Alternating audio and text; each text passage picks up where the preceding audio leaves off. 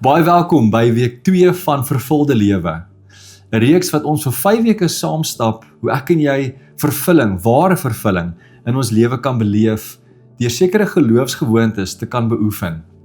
Laasweek is die fondasie gelê rondom die geloofsgewoonte van skrif. Hierdie week reis ons verder rondom 'n geloofsgewoonte wat so belangrik is, wat die lewensasem van ons verhouding met God is, wat ons diepste siel kom verkoop, en dis naamlik gebed. Gebed is so belangrik en dit vorm ook deel van die lewensareas van ons lewe. As ons kyk na die diagram ook, wat wys die verskillende areas van ons lewe, dat gebed sentraal staan tot ons verhouding met God, ons reis saam met hom. As ek vandag jou moes vra, wat kom jou op, die eerste prentjie, as jy dink aan die woord gebed? Wat sou dit wees? Is dit dalk mense wat om 'n etenstafel sit, hande vashou en saam bid? Dalk iemand wat kniel by 'n bed en daar bid? Miskien iemand se vinnige fluistering van gebed in 'n oomblik van krisis om uit te roep na die Here. Daar's soveel verskillende forme en aktiwiteite wat deel is van gebed, maar om vandag te begin, wil ons net 'n basiese definisie kom neerlê oor wat is gebed. Kyk gou saam met my. Gebed is 'n aktiewe tweerigting gesprek met God, wat behels dat 'n mens jouself aan God uitdruk, sowel as luister vir sy goddelike inspraak om 'n persoonlike verhouding met hom te bevorder. So dis gebed is baie meer as net 'n mooi rympie wat ons probeer opsê. Gebed in werklikheid is die suurstof van ons verhouding met God. Sonder gebed is ons verhouding met God meer dood en leeg, maar dat juis gebed bring daardie lewe, die lewensasem, om in 'n lewende verhouding met God 'n lewende gesprek kan hê. So vandag gaan ons kyk na 2 rigtings van gebed. Die eerste daarvan is my kommunikasie aan God. Wat 'n wonderlike, ongelooflike gedagte, om te besef dat ek en jy as klein nietige mens in gesprek kan wees, kan praat met die skepper van die heelal, die een wat ster in die hemel geplaas het. Meer as dit, die wonder dat hy ons gebed kan verhoor en daarop kan reageer. Gebed is in werklikheid 'n kosbare, onverdiende geskenk van God af, wat ek nie nooit mag vanselfsprekend neem nie. Jy mag die vraag dalk vra, maar waaroor kan ek bid? Die kort antwoord is alles. Daar is niks wat jy met God mag deel nie. Van jou grootste bekommernisse, behoeftes, tot jou begeertes, drome wat jy het vir die toekoms. Gebed is 'n plek waar jou hart kan deel oor wie God vir jou is, hoe lief jy vir hom is. Al hierdie dinge vorm deel van my kommunikasie aan God, wanneer ons in gebed tot hom betrek. Nou seker een van die mees bekende, of die bekendste gebed in die Bybel wat ons sien, is die gebed wat Jesus sy disippels leer bid het, bekend as die Onse Vader gebed.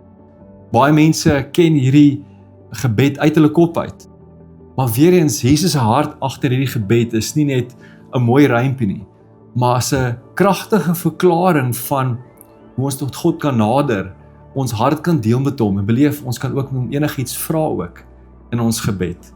Ek wil nooi om saam met te lees hierdie gebed, en ons gaan kyk na 3 groot gedagtes rondom gebed vanuit die Onse Vader gebed. Kom ons lees saam. So moet julle dan bid: Onse Vader wat in die hemel is, laat u naam geheilig word, laat u koninkryk kom, laat u wil geskied, soos in die hemel, net so ook op die aarde. Gee ons vandag ons daaglikse brood, en vergeef ons skulde, soos ons ook ons skuldenaars vergewe. En lei ons nie in versoeking nie, maar verlos ons van die bose, want aan u behoort die koninkryk en die krag en die heerlikheid, tot in ewigheid. Amen.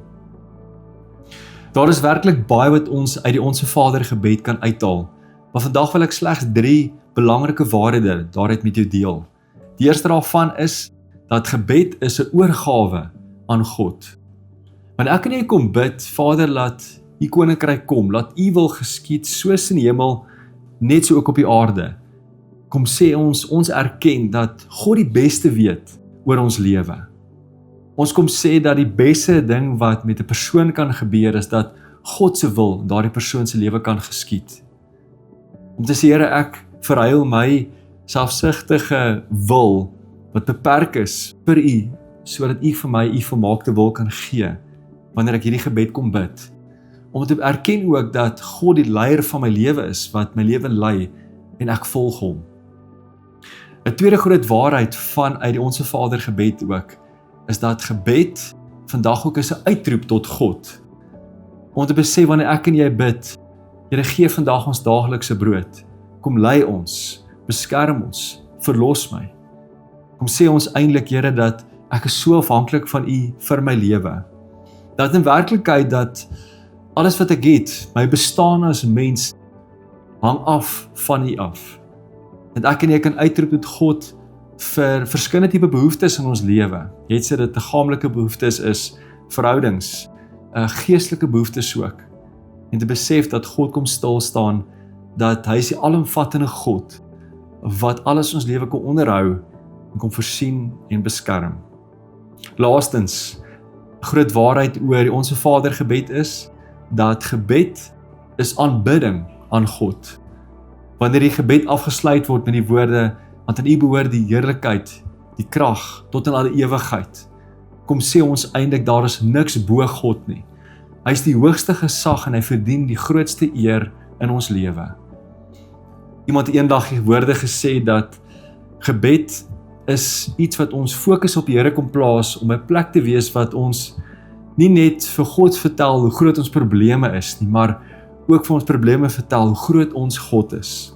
Werklik is niks onmoontlik nie. Niks is te groot, te kompleks, te moeilik vir hom wanneer ons 'n gebed na hom toe kom nie.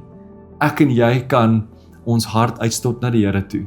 Vandag weet hy is daar vir ons. Daar is ook 'n tweede rigting van gebed wat ons ook vandag na gaan kyk. En dit is God se kommunikasie aan ons, aan jou en aan my. Dat nie net kan ons met God ons hart kom deel nie, maar dat hy ook sy hart met ons kom deel. Dit is by die vraag vandag, maar hoe praat God met jou en my in gebed? Ek dink voordat ons daardie vraag antwoord, wil ek vandag sê dat ek dink baie keer die rede hoekom ons dalk nie God se stem so duidelik in ons lewe hoor nie, is dat ons te min stil raak. Dat ons gedagtes so besig is met 'n klomp dinge, ons foon wat kennisgewings wat afgaan, verskillende dinge en stemme wat keer dat ons dalk werklik kan God se stem onderskei tussen al die geraas. Dalk het ek nie nodig om opnuut weer stil te raak en die vraag wat ek by jou los vandag is, het jy nodig om meer stil te raak in hierdie jaar, om meer God se stem te kan hoor? Nou, om terug te kom met die vraag van hoe ek en jy God se stem kan hoor, ek dink die mees bekende, betroubare manier ons God se stem kan hoor binne gebed ook, is wat ons eintlik in week 1 oor gepraat het, dis naamlik deur die skrif. Dat ons, wanneer ek en jy ons Bybels oopmaak, kan besef, hier is 'n plek, 'n platform waar God ook sy stem met ons kom deel, met ons kom praat, as deel van 'n gesprek met hom. Daarom vandag wil ek jou ook vra, het jy dalk nodig om meer tyd in die Bybel te spandeer hierdie jaar, sodat jy meer God se stem kan hoor? Dis 'n geleentheid wat ek en jy het, en mag ons vandag gebed in beide rigtings, ons kommunikasie aan hom, ook God se kommunikasie aan ons, nie van sal spreke neem nie. Vandag wil ek by jou 'n uitdaging los, 'n praktiese uitdaging vir die week, en dis die volgende. Ek wil jou uitdaag om in hierdie week 'n 5 minute timer te stel, waar jy niks anders gaan doen, behalwe in gebed te wees nie. In hierdie 5 minute kan jy byvoorbeeld opbreek ook in dele, waar jy sê maar 2 minute kan spandeer om jou hart uit te stort, enigiets wat jy voel jy wil deel, het sy bekommernisse, begeertes, behoeftes, enige iets met hom kan deel. En dan byvoorbeeld 3 minute te gee waar jy kan stil raak, kan toelaat dat God ook met jou kan praat.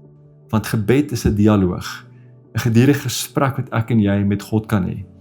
Jy kan ook hierdie timers 'n bietjie korter wil begin of langer wil stel, kan jy so ook doen.